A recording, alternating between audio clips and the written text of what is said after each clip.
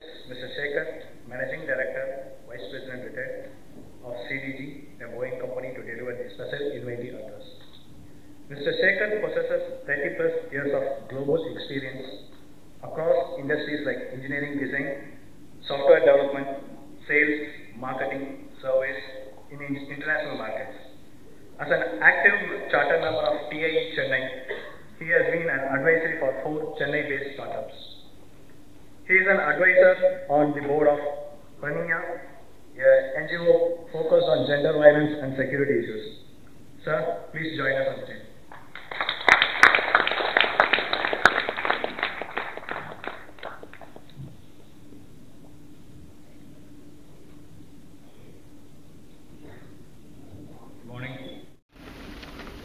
I'm not sure how I can do better than my previous speaker.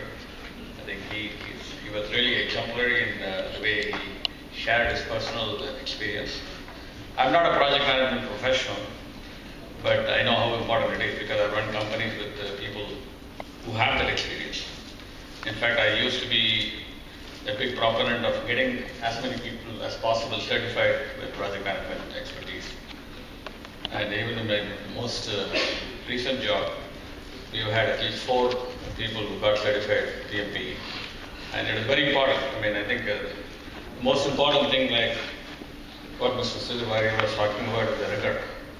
I think the PMP actually gives you the rigor because you constantly keep practicing, and that becomes second nature. So they say you become an expert not by doing it 10 times, but 10,000 times. So only when you do something 10,000 times, for example, where Rahman is an expert musician, he didn't achieve it just by doing it for 10 days. Probably practiced and practiced and practiced. So the rigor comes through practice. And I think the PMP professional is encouraged and is probably measured on that. And I think that's very, very important. The aspects that Sudhir was talking about strikes me home, because that's one of the things I've been always talking to my team about, how to say no. Saying no doesn't come easily to us as Indians. Saying no not for the sake of saying no, but if you have to say no, you need to know how to say it, when to say it, and how to say it so that the other person doesn't get affected, but gets what you're really meaning about. So it's very important for us to be assertive. I've learned it the hard way. When I went to the US for my studies, I actually did my master's in the US in 1982 to 84. My first presentation, I was actually working here for 7 years. So I was in BHL, I was the deputy manager before I went abroad to do a master's.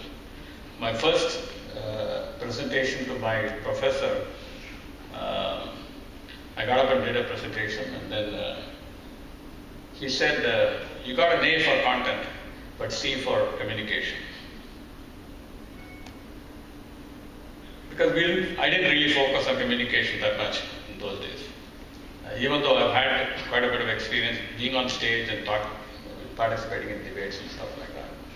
So communication is, at the end of the day, heart of everything. And communication comes from people. People say that companies run on PPT, right? Not PowerPoint.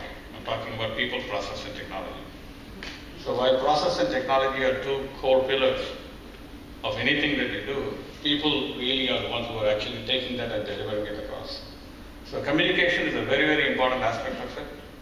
And I hope that the focus of today's topic on people will actually help give that a little bit more emphasis than we all do in our daily life. I think the second thing he was also talking about, Sudhir was talking about, was how we don't really have a detailed plan and we don't write down what we do. That I've seen in many of our lives. We'll deal with it as it comes, right? And many times we may not even have a plan A, leave alone plan B. So we say somehow it will happen. It's like Indian marriages, right? When you go to Indian marriage, everything will be helter-skelter, and then finally when the moment comes to somebody tying the tali, everything happens, right? Somehow it happens.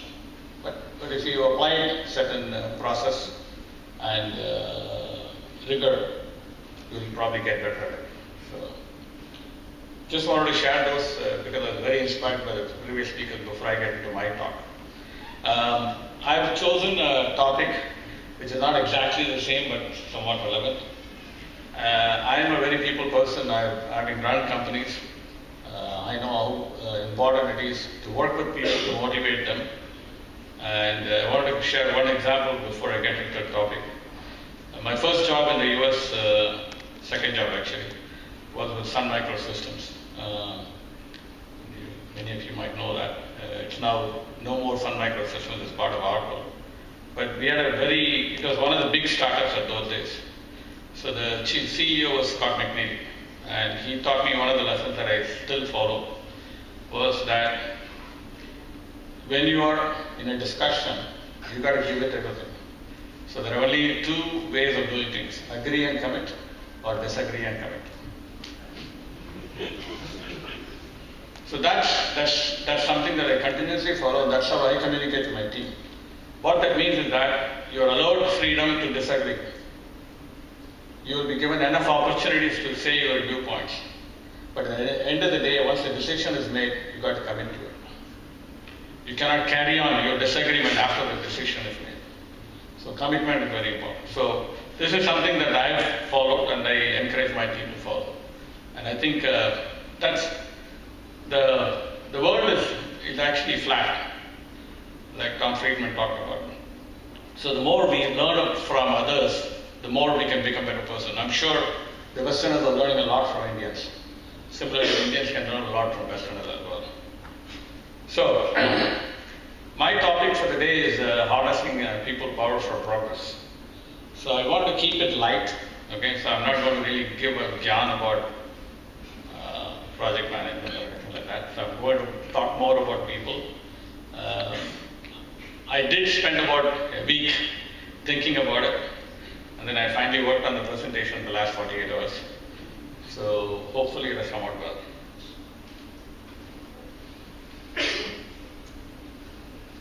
So this, what you see on the screen, is a lot of words. And this is basically something that came out of a survey that they did about 12, 18 months ago, where they asked people, send us words or important things that you think are very important, that might impact the society. So you see a lot of words there: online, information, social, data, control, access, all that. But what's the biggest one there? It's about people. So at the end of the day, people, no matter what technology comes, no matter what it provides you, internet is now pervasive, all pervasive. We all have a smartphone, we think that we are very powerful. But at the end of the day, people are the ones that are most powerful in what we have to really focus on. So not only ourselves, but also the people around us. So what do we really mean by people power? It actually means many things to many people. It really depends upon the context.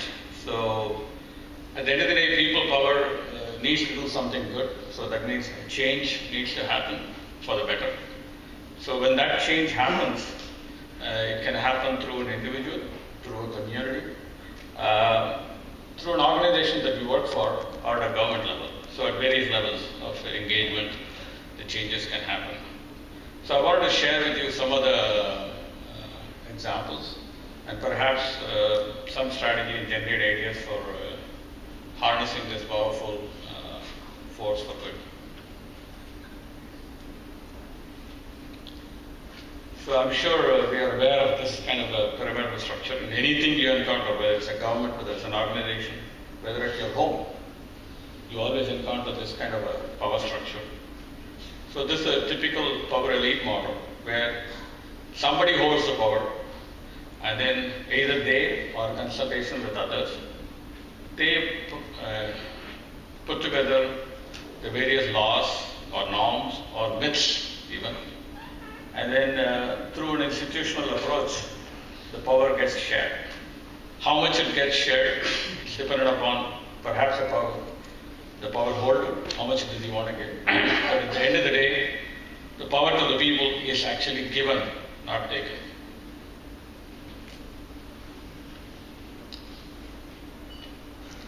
So which means that any change in the power sharing for it to happen, you really need to appeal to the power holders. And many times the power holders don't necessarily listen unless they are an open-minded person. So art of persuasion is very, very important. So again, it goes back to what I was talking about, communication. That art of persuasion is not just arguing, but it's about persuading the other person with your data and saying why it is important. So this, not a huge percentage of the population or the people can actually do. So because of which the power transfer doesn't necessarily happen that easily. If you look at a people power model, it's the reverse, it's the inverted pyramid, where the people are at the top and the power flows from the people to the institutions, to the power holders, public servants at the bottom. This is the of the people, by the people, for the people kind of model. If you look at it, we get into the people power model once in 5 years, right? When the election happens. So we vote people to power, and during the time we exercise. But once that happens, the reverse happens, and the power elite model comes into force for the next 5 years. So how can, as a society, can we actually have a balance and make people more powerful, and thereby the whole society can benefit? Okay, and that's where the struggle is, right? So if we can do it at home, where you can start. If you can do it at work within your own team. If your management can do it within your own organization at a larger level, and perhaps at a government level, if there is more participation. I see some symptoms of that in the current government. There is some participation where there's a lot of social media interaction. Those who have access to technology are able to give feedback to the government. We don't know how much of it is actually being used, but at least there is an interest in seeking feedback. So there is some amount of interaction that goes on. Hopefully, such actions will help people get more involved so that the whole society gets better. So if you look at many of us who were born before the 90s, the Gen X, and perhaps part of Gen Y, we are all exposed to this. So the old power values. So how do these things work? First one is you have managers, you have institutions, and you have some level of governance through various authority levels. And discretion, confidentiality, so it's kind of need to know. If you've seen a lot of spy movies, Western movies, they even talk about saying that it is above your pay grade. So that means you can't really get those information, right? So that may be because of some secretive information, but in general, that's the kind of behavior that pervades inside organizations. It's all about your position rather than your knowledge. And separation between private and public spheres. Professionalism and specialization, this is even more important. And in organizations, long-term affiliation and loyalty was considered a very important thing in the older model. If you look at the new power values, what most millennials experience today or want to experience today, it's completely the opposite. So as managers and leaders, many of us need to realize that who we are managing and how do we meet those expectations. First is that a lot of informality is very, very important. And opt-in decision making. So this is like when you get an email, whether you want to subscribe to it, you can even unsubscribe, right? So there's a lot of decision making that they want to get involved in, whereby they choose whether they want to or not. A lot of self-organization, network governance within the group, within peer groups, outside the organization and friends. A lot of open source. This is becoming the intellectual property game is actually becoming more and more confused, and I say that if you look at a lot of proprietary companies, for example, Microsoft built a lot of proprietary products. Today, they're one of the biggest proponents of open source. So that's because the nature of the industry is changing, the ways that consumers are consuming is changing. And millennials also want radical transparency. They want to know everything. In my previous organization, I used to say, the only thing you cannot know is my salary, and I will not know your salary. Everything else is open. Because that's the kind of transparency that they expect. And that's good, because once you have that, then automatically the trust factor comes in. They start trusting you, then there's no question of second guessing how the organization is behaving. And a lot of it is do it yourselves. Today, we still probably have cafeterias where coffees are being served. But earlier, if you remember, when I used to work, we used to get coffee on our table. So now that's not there. So it's more and more going towards do it yourselves. And that's becoming very acceptable. And that's always been like that in the Western world. And the last one is loyalty is not to the organization. It's perhaps more to the manager that manages them. So like they say today, that people leave companies, they don't leave companies, they leave managers. Because that's more important for them. Because they have to face it day in and day out. So a lot of conditional affiliation. So am I getting something out of this? Am I improving myself every day? And how do I get it? So these are kind of the new power values. And a lot of us need to understand this so that when we manage people and we want to take them forward through collaboration, how do we understand their culture, their expectations, and how do we meet them?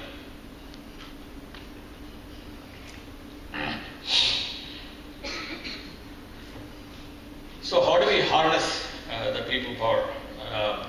So we need to understand first people as a whole, their value systems. Because the value systems say people today you don't have any more homogeneous set of people. You have heterogeneous. So which means that you have a lot of cultural issues, you have a lot of familial issues, and you need to understand where they're coming from. The knowledge levels also vary. The motivations are different.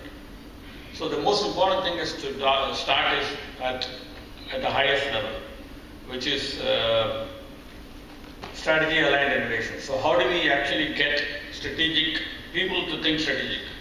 So like Sudhir was saying, how do we get to see them the big picture? I think he made a joke out of it by saying he was exploring the picture and looking for the micro, but I think he was really getting the point. He was basically saying how we can actually help people see why they need to do what they do. How does it help them as well as how does it help the company? Okay? So that's where strategy aligned innovation is very important. And once the organization has an innovative approach to what they do, automatically the people have become more energized, more participative, more collaborative. Because innovation requires all those things. And as we go into that, if the leadership capabilities are not there, then we need to focus on developing those leadership capabilities.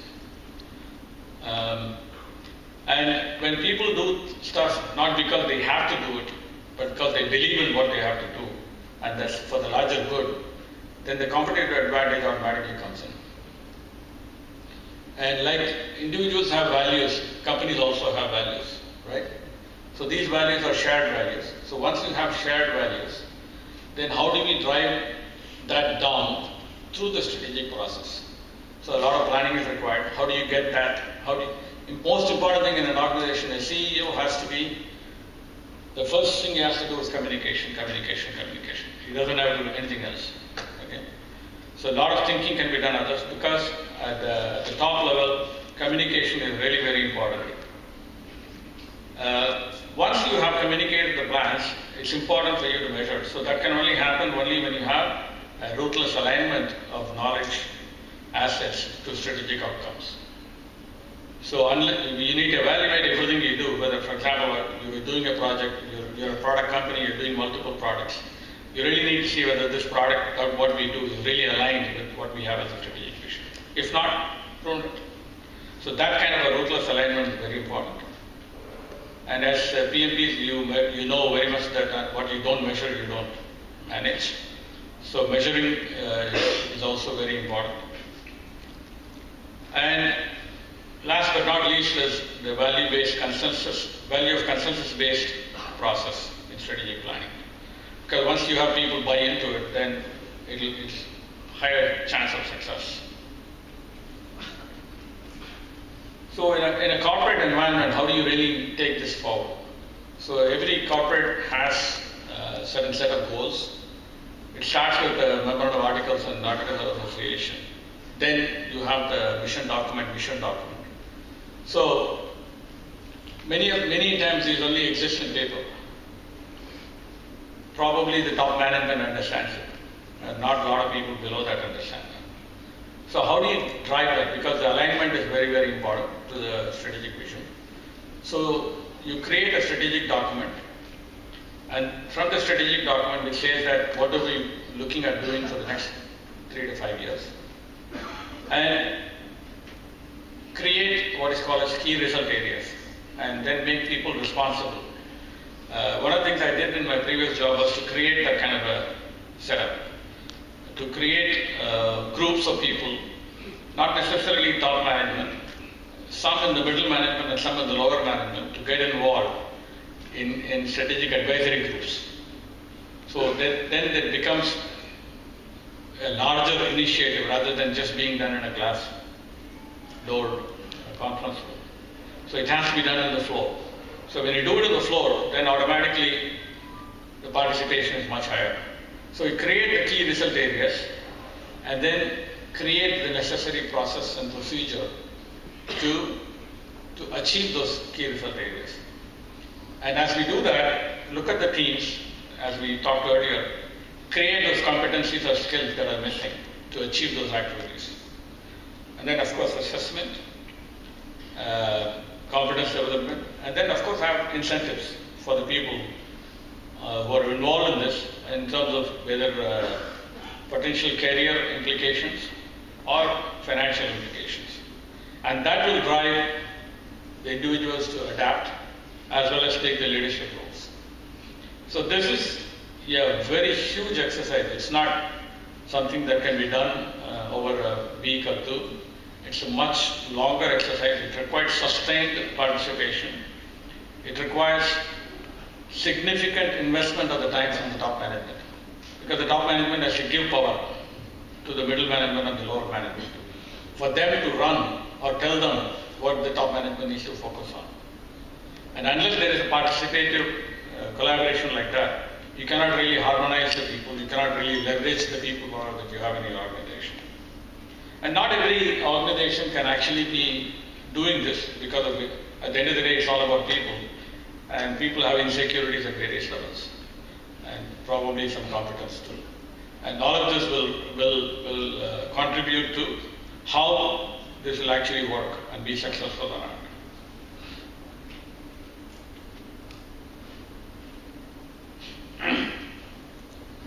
So when we talk about organizations being very difficult to work with, imagine what these leaders had to do. These three leaders in different decades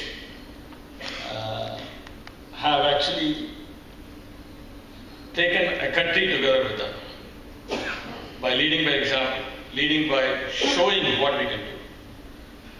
Right? So without Martin Luther King, we wouldn't have had the integration in the US that happened 60, 70 years ago. Without Nelson Mandela, the apartheid would not have gone. And without Mahatma Gandhi, we wouldn't have got the independence that we got so much. So how did they really create that kind of a momentum? Because by creating an example, they stood as an example for the people to follow. And they didn't care who followed them. They went about doing what they wanted to do. Right? The purpose, the larger goal, the larger vision. And they had their own methodology, mission to adopt. I'm sure there were a lot of casualties. I'm sure we had issues even before we got independence or after we got independence. But at the end of the day, their goal was to, Mahatma Gandhi's goal was to drive the British out of India. So how did they really leverage the people power to serve the larger humanity, right? So that's one example. And in the last 30, 40 years, these people have actually harnessed people power through technology, or have given people power through technology. So today, I mean, I think about 40% of Indians, 45% of Indians own mobile phones, I think. And if you look at globally, 25% of people, world population owns mobile phones. Technology has become a big factor in what we do. And this has provided people power to voice their, give them the voice. So there's a lot of people power examples at work. In the technology space, the open source organization, India Against Corruption is another one that we all know in the last 5 years. Kickstarter is a program which helps startups raise funding through platform. I'm not sure how many have actually followed in the last 15 days about this campaign called Happy to Bleed. How many? Okay. So that's people power, right? Because you believe in it, then you have so much of technology and media available to support you. How can you actually use that for the better? I paid a bribe with another one. Avas is a US-Canadian platform, something like change.org, which is very popular here. The umbrella movement in Hong Kong, and which actually fought against a lot of issues about voting and things like that, because Hong Kong has become part of China. Climate movement against the climate change movement that happened in New York. The last one, anybody can recognize the last one on the right hand side? That's the Arab Spring. So we all know in the last 3-4 years how much has happened in the Middle East, where there was hardly any signs of democracy. There's a lot more changes have happened, some for good, some for not so good. But I think people have realized what they can get if they strive for it. So we can change the world in many ways. I don't really want to bore you with a lot of detail, but probably the headlines. One is, you can apply as a consumer, you can apply consumer pressure. In a corporate, the stakeholders of the corporate can apply pressure to the corporates to change. Political pressure is available. So there's a lot of opportunities now with media, lobbying, protests, and campaigning. I think there's a lot more signs around the world, not just in India. Raising awareness is another way you can actually bring the people power to the fore. Storytelling is one thing that I really like, because storytelling is a great way for people to associate with what you're trying to say. For example, when Sudhir was talking about his own personal experience, I'm sure a lot of us related to it. So more you relate to certain stories, the more they stay in your mind. Organizing, community activities, public campaign. Volunteering is another way you can bring people power to focus. For example, disaster relief, and I'm sure you saw a lot in the last 15 days in Chennai when the rains happened, how individuals and people came together. Crowdsourcing. This is, I'm sure we are all using weather forecast today. A lot of that happens because individuals contribute information to that, not necessarily technology, right? For example, prediction was today is going to rain, but it didn't. So when I am in Kekanagar and I say it's sunny day out here, then it spreads out and people who don't know get to know it. Donating, fundraising is another way you can actually bring people forward. Behavioral change, a lot of social proof and word of mouth. And last but not least is the non-violent direct action, civil disobedience, like what Gandhi and Martin Luther King and others used to do. Okay. Want to end with two messages. We are the engineers to change the future, so that means it's in our hands. When we talk about people, it starts with each of us.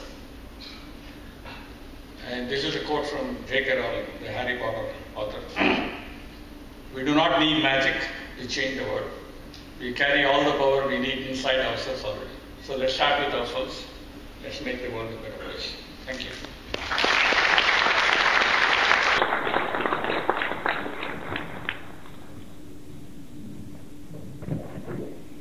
Thank you, sir, for spending your time and thoughts with us today. We totally agree with you.